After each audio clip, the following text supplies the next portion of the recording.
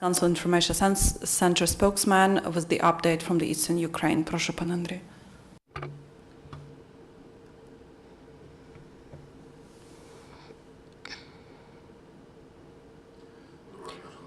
Good afternoon, esteemed colleagues. In order to implement the peace plan by President of Ukraine and the Minsk agreements from September 5th and 19th, the detachments by Ukrainian armed forces and other law enforcement agencies continue to comply with the ceasefire measures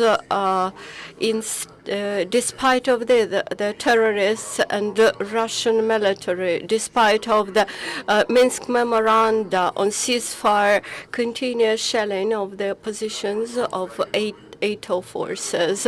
Thus, during the last day, illegal armed groups have shelled checkpoints and positions of the ATO around Рідка, Золоте, Орлова, Іванівка, Водяне, Преображне, Степне, Фрунзе, Міус, Дебальцеве, Гірське, Калинівка, Мар'їнка, Миколаївка, Макарове, Курган, Могила Гостра, Мирне, Покровське, Центральне, Чорногине, Нижня Кринка, Красногорівки, Піски. The terrorists have also the fire attack on airfield of Donetsk airport. Ukrainian servicemen open fire in response only in cases when there is a threat to their lives. During the day, there are 40 mercenaries were killed, and one MRLS BM-22 Grad was destroyed. During the last day, we lost 2 Ukrainian servicemen and 8 were wounded.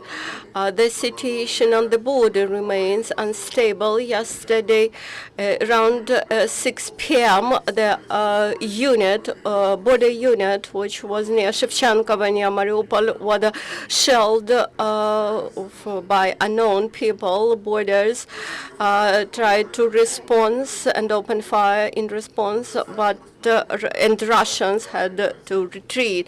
Russian Federation continue active air intelligence with the use of drones and aviation.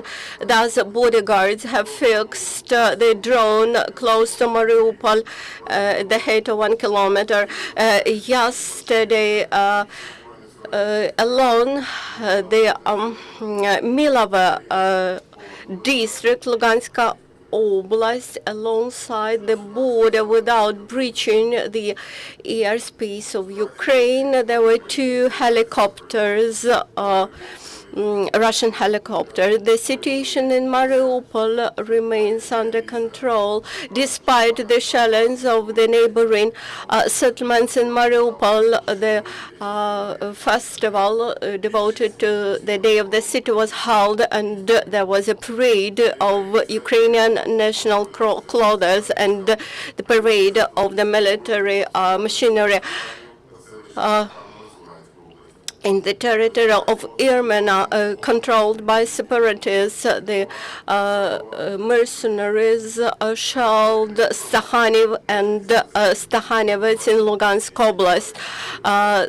There was in result of there was a huge fire in the streets of Stepova, Sadova, and Michurina streets.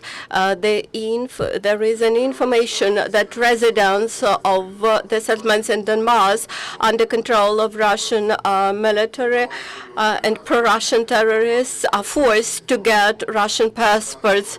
The terrorists and Russian mercenaries tries to destabilize situation besides ATO territories. That is in the period between April 13 and September 21st, the headquarters of the Ministry of Interior received 702 reports about mines and planned adversary acts in the territory of the state. The major part of these calls came from the territory from Donetsk and Lugansk Oblast, which are in the hostage area now. Finally, the Ukrainian humanitarian assistance has arrived to Lugansk, which was sent there much earlier and was stored in Starobelsk and Severodonetsk warehouses. The special representative of the president, Irina Gerashenko, informed that these carry under the auspice of the Red Cross in the nearest future will be disseminated among those who require this. And in Starobelsk and Severodonetsk warehouses, there are much more humanitarian carry in an amount of 6 tons and containing mostly food and necessary things. Russia did not manage to lock up the presentation of representative of the Crimean Tatar people, Mustafa Jamilov, and also Rifat Chubarov in the conference under auspice of the United Nations in New York. The Minister of the Foreign Affairs, Mr. Klimkin, assured that these Crimean Tatar leaders will be able to represent their people in the conference.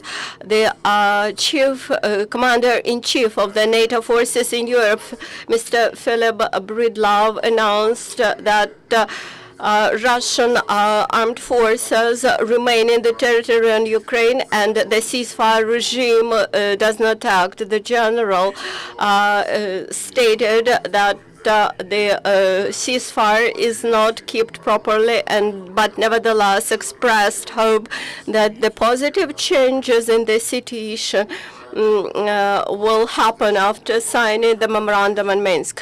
The active OSCE head minister of the Foreign Affairs of Swiss, Didier Buchhalter, has assessed the signed memoranda positively. Mr. Buchhalter called this memoranda a considerable step forward in ceasefire and important contribution to the settlement of the crisis in Ukraine. He also asked the OSCE members to provide further help. There is an information that a redislocation of forces near some settlements, including Kommunarsk, in order to streamline the front line and the territory controlled by Ukrainian forces. The decision was made to change the position of Ukrainian forces in order to strengthen the control over territory and in order to prevent situations when our forces can be encircled and sieged. In the number of Minsk agreements, there is an agreement that the armed forces will be put back by 15 kilometers.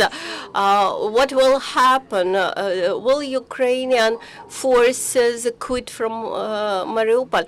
So the first norm and the first demand is ceasefire, and only after ceasefire the retreat of the armed forces will happen. Does OSCE register that ceasefire is quite often violated? Yes, it is registering it and presenting reports to the headquarters. Tomorrow we will have National Security and Defense Council on